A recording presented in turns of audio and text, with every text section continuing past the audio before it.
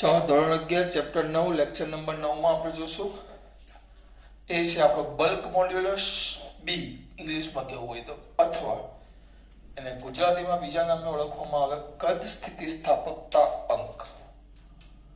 કદ સ્થિતિ સ્થાપકતા અંક એટલે બુદ્ધિ ચાલુ જોઈએ. ગુજરાતીમાં નામ લખ્યું ને એના પરથી પણ દીકરાઓને ખબર પડી જાય. કદ સ્થિતિ સ્થાપકતા અંક બલ્ક મોડ્યુલસ ઇંગ્લિશમાં અને ગુજરાતીમાં કહેવાય કદ સ્થિતિ સ્થાપકતા અંક.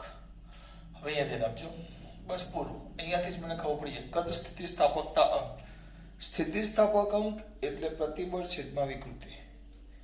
સ્થિતિસ્થાપક અંક એટલે પ્રતિબળ છેદમાં વિકૃતિ. કદ સ્થિતિસ્થાપક અંક તો કદ પ્રતિબળ છેદમાં કદ વિકૃતિ.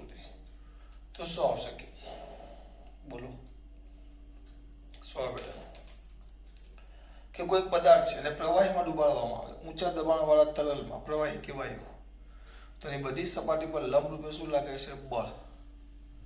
યાદ છે ને પેલો આપણે પાણી વાળો કરેલો, પાણીના અંદર ડુબાવો તો બધી સપાટી પર લંબરૂપે બળ લાગે તો આકારમાં ફેરફાર થયા સિવાય કદમાં ફેરફાર થાય છે, એટલે કદ વિકૃતિ ઉત્પન્ન થાય અને એને અનુરૂપ અંદર પુનઃસ્થાપક બળ ઉત્પન્ન થાય જેને કદ પ્રતિબળ કહેવાય. તો લખશું પદાર્થને ઊંચા દબાણવાળા તરલમાં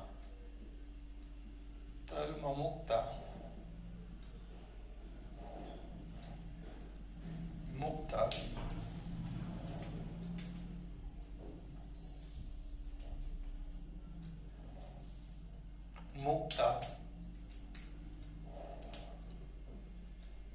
તેની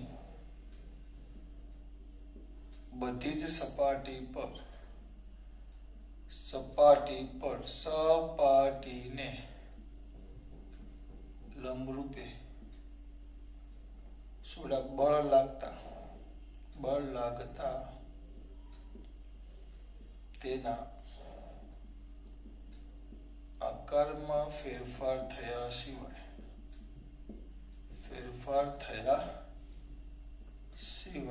કદમાં ફેરફાર થાય. એટલે એનો મતલબ એમ થયો એટલે કે પદાર્થમાં કદ વિકૃતિ જોવા મળે.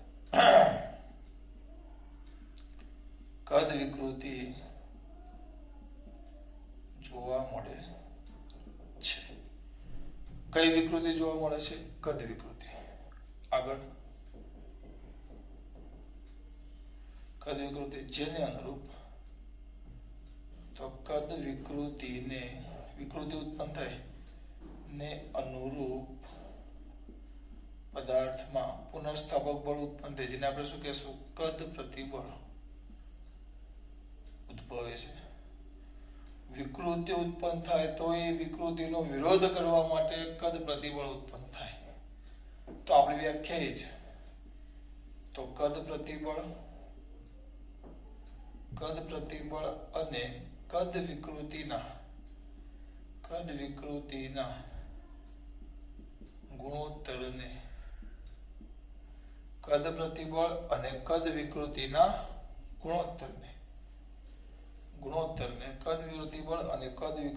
ગુણોત્તરને કદ સ્થિતિ સ્થાપકતા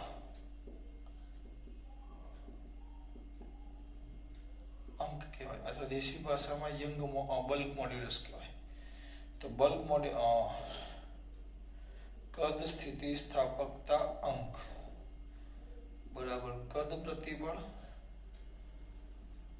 છેદમાં કદ વિકૃતિ. આ યાદ રાખવાનું, વિકૃતિના છેદમાં પ્રતિબળ આવે બરાબર. તો કદ સ્થિતિ સ્થાપકતા અંક બી બલ્ક મોડ્યુલસ કદ પ્રતિબળ સિગ્મા વી છેદમાં પ્રતિબળ એટલે સિગ્મા અને વિકૃતિ એટલે એપ્સિલોન વી, જેને કહેશું સમીકરણ નંબર 1. ધારો કે પદાર્થનું પદાર્થનું શરૂઆતનું કદ અથવા પદાર્થનું શરૂઆતનું કદ v છે અને બળ લગાડતા કદમાં થતો ફેરફાર શરૂઆતનું કદ v છે. ધ્યાન રાખજો, શરૂઆતનું કદ કયું છે? v છે. શરૂઆતનું કદ કયું છે? v છે. શરૂઆત છે v છે અને કદમાં થતો ફેરફાર ડેલ્ટા v છે. કદમાં થતો ફેરફાર કેટલો છે? Delta v. ધ્યાન રાખજો, શરૂઆતનું કદ v છે અને આ જે કદ છે v છે અને શેમાં? કદમાં થતો ફેરફાર. કદમાં થતો ફેરફાર ડેલ્ટા v હોય તો કેટલું હોય બેટા? Delta v. કેટલું હોય બેટા? Delta v. ફેરફાર કેટલો હોય? ડેલ્ટા v હોય તો કદ વિકૃતિ epsilon v is equal to delta v by v થાય. Epsilon v is equal to delta v by v થાય. આ થઈ ગયું તમારું સમીકરણ નંબર 2. ફરી પાછું કઈ ગયું નથી, એક ના એક વસ્તુ કરીએ છીએ બરાબર. એક જ વસ્તુ પર ધ્યાન આપવાનું છે. સૌથી પહેલા લખી નાખ્યું કે ભાઈ પદાર્થ છે, પદાર્થ પર શું લગાડવામાં આવે? કારણ કે કદ વિકૃતિ ઉત્પન્ન કરવી હોય તમારે, કઈ વિકૃતિ ઉત્પન્ન કરવી હોય? કદ. તો એ કદ વિકૃતિ માટે બધી જ સપાટી પર સપાટીને લંબરૂપે શું લગાવવું પડે? બળ. તો બળ લગાડતા એમાં કદ વિકૃતિ ઉત્પન્ન થાય છે. કઈ વિકૃતિ ઉત્પન્ન થાય છે? કદ વિકૃતિ. કઈ? કદ. અહીંયા લખ્યું જો, તો પદાર્થને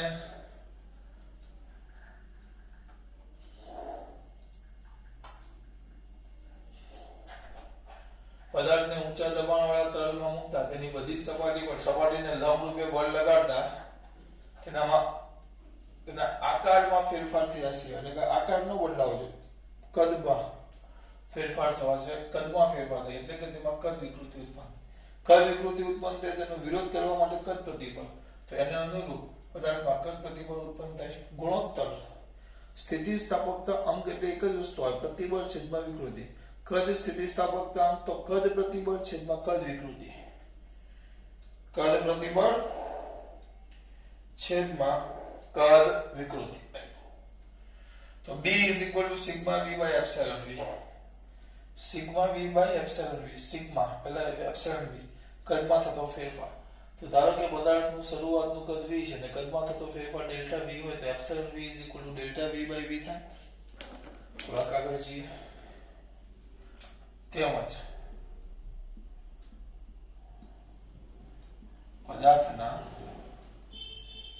એક ક્ષેત્રફળ ધરાવતી સપાટી પર કયા રૂપે? લંબ રૂપે લાગતું બળ F હોય તો sigma v is equal to F by A. પણ આ તો થઈ ગયું સપાટીને લંબ રૂપે લાગતું બળ F by A બરાબર. પણ F by A ને આપણે P પણ કહેશું. કેમ? કારણ કે આ બળ કયા રૂપે છે? લંબ રૂપે. તો સપાટીને લંબ રૂપે બળ હોય તેને શું કહેવાય? દબાણ. માટે સિગ્મા v બરાબર P. આ થઈ ગયું તમારું સમીકરણ નંબર 3. કેમ? કારણ કે બળ કોને? તમને કે મને? બળ સપાટીને લંબ રૂપે હોવાથી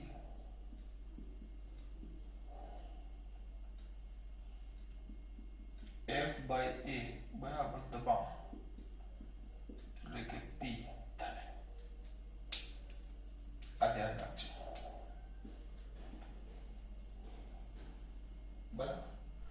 સમીકરણ નંબર 4 માં કેમ? કારણ કે ઉસ્તાનો જવાબ. કારણ કે ઉપર કારણ દર્શાવ્યું, ઉસ્તાને કે લખવાની જરૂર નથી. આવી ગયો. બરાબર. હવે પાછું બલ્ક મોડ્યુલસ ની અંદર કિંમત મૂકી દે તો શું થાય? બલ્ક મોડ્યુલસ ની અંદર કિંમત મૂકું તો therefore એટલે શું કહેવાશે? સમીકરણ 1 માં સમીકરણ 3 અને 2 ની કિંમત મૂકતા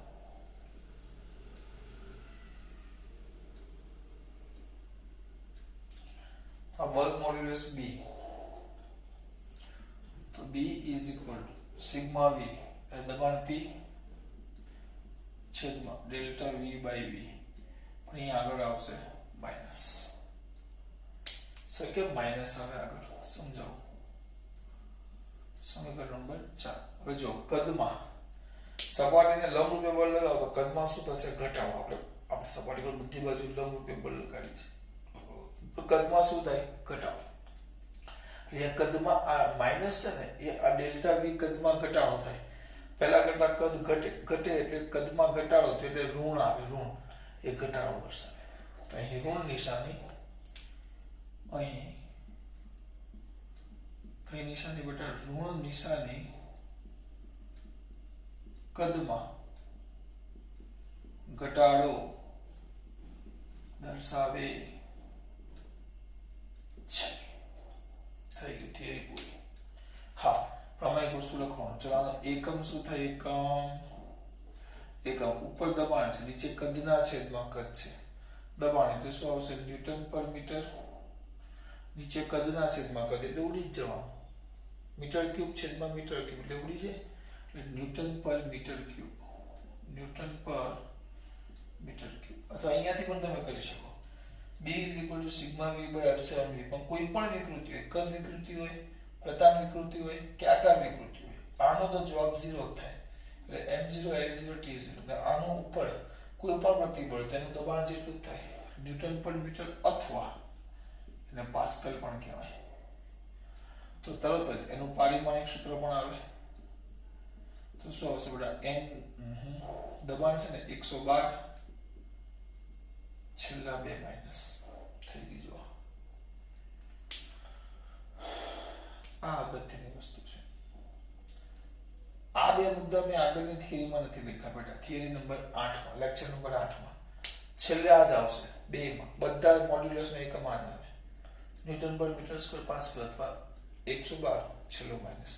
કહી દો શું? જો એક જ પેટર્નને પકડીને ચાલુ છું. એક જ પેટર્નને. શું પહેલા શું લખવાનું કહેવાય? પહેલા પદાર્થ પર તણાવ બળ કે પ્રતિબળ, તણાવ બળ કે દાબીય બળ લગાવો તો વિકૃતિ ઉત્પન્ન થાય. પ્રતાન વિકૃતિ, એને અનુરૂપ પ્રતાન પ્રતિબળ. તો પ્રતાન પ્રતિબળ છે તો પ્રતાન વિકૃતિના ગુણોત્તરને શું કહેવાશે? એને શું કહેવાય? Young modulus y. પ્રતાન પ્રતિબળ લંબાઈ l હતી, એનો વધારો ડેલ્ટા l થયો. બળ નીચે l લંબાઈનો તાર છે, તેના છેડે m દળનો બ્લોક લટકાવેલો છે. તારના આડ છેદની ત્રિજ્યા r છે. m દળનો બ્લોક લટકાવતો તેના પર નીચે તરફ વજન બળ mg લાગે એટલે લંબાઈમાં ડેલ્ટા l જેટલો શું થાય છે બેટા? વધારો. એટલું લખો. તો પ્રતાન વિકૃતિ એપ્સિલોન બરાબર ડેલ્ટા l બાય પ્રતાન પ્રતિબળ સિગ્મા l બરાબર f બાય f એટલે mg એ બરાબર પાઈ r સ્ક્વેર. કિંમત મૂકી દેવાની. આવી ગયું. આ વસ્તુ એ જ કીધું. જો તરલમાં મૂકો તો વધી સપાટી પર સપાટીને લંબરૂપે બળ લાગે એટલે તેના આકારમાં ફેરફાર થયા છે, કદમાં ફેરફાર થાય. એટલે એને કદ વિકૃતિ જોવા મળે છે. અને એને અનુરૂપ પદાર્થમાં શું જોવા મળે? કદ પ્રતિબળ. તો કદ પ્રતિબળ ને કદ વિકૃતિના ગુણોત્તરને કદ સ્થિતિસ્થાપકતા અંક અથવા તો બલ્ક મોડ્યુલસ કહેવાય. એપ્સિલોન v ધારો કે કદમાં શરૂઆતનું કદ v છે, કદમાં કેટલો ફેરફાર છે? Delta v. તો ડેલ્ટા v બાય v આંશિક કદમાં થતો ફેરફાર. તેમજ પદાર્થનું ક્ષેત્રફળ એ પદાર્થના એક ક્ષેત્રફળ ધરાવતી સપાટી પર લંબરૂપે લાગતું બળ કયું છે? f. તો sigma v is equal to f by a. તો sigma v is equal to b, કારણ કે સપાટીને કયા રૂપે બળ લાગે છે? લંબરૂપે. અહીંયા દેખું જ છે આપણે. તો આ વાક કાઢી નાખો. ખોટું લાંબુ નથી કર્યું. કેમ? ઉપર લખ્યું જ છે લંબરૂપે લાગતું. આમાં ગોખવાનું હોય, સિમ્પલ લોજિક જ યાદ રાખવાનું હોય. જો દબાણ p. હવે સમીકરણ 1 અને 3.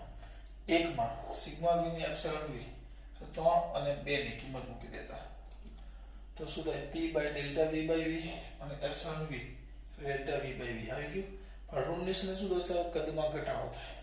તો અમુક છોકરા તરત મને એવો સવાલ પૂછે, સર જો આપણે એમ કરીએ, આમ ખેંચીએ તો કદમાં વધારો કરીએ તો જો કદમાં વધારો થાય તો શું આ પ્લસ આવે તો પછી ઋણ ન, તો કદમાં વધારો થાય કોઈક વસ્તુ મોટી થાય તો કદ વધે તો સામે દબાણ શું થાય? ઘટે. એટલે ઉપર દબાણ માઇનસ આવી જાય. આમ દબાવો કદ ઘટાડો તો કદ ઘટ્યું એટલે કદ માઇનસ આવ્યું, તો દબાણ કેવું થઈ જાય? પ્લસ. બરાબર, કારણ કે દબાણ વધે નાની વસ્તુ થાય તો, પણ આમ ખેંચીને મોટું કરીએ તો દબાણ કેવું થઈ જાય? ઓછું. એટલે દબાણ ઘટે, દબાણ માઇનસ આવે એટલે માઇનસ તો આવશે જ. પછી એકમમાં શું થાય? એટલે અહીંયાથી લખવાનું કે સિગ્મા v છેદમાં એપ્સિલોન v આ આવે ન્યૂટન પર મીટર સ્ક્વેર, આનું કોઈ એકમ નહીં, અથવા અહીંયાથી પણ લખી શકાય દબાણ એટલે ન્યૂટન પર મીટર સ્ક્વેર અથવા પાસ્કલ, કદના છેદમાં કદ તો કાંઈ ન થાય. આ જ વસ્તુ તમારે કયા લેક્ચરમાં લખી નાખવાનું? 8મા લેક્ચરમાં બે મુદ્દા છે લખી નાખવાના એકમ. આ જ આવે. ખબર પડે? ખાસ વાત.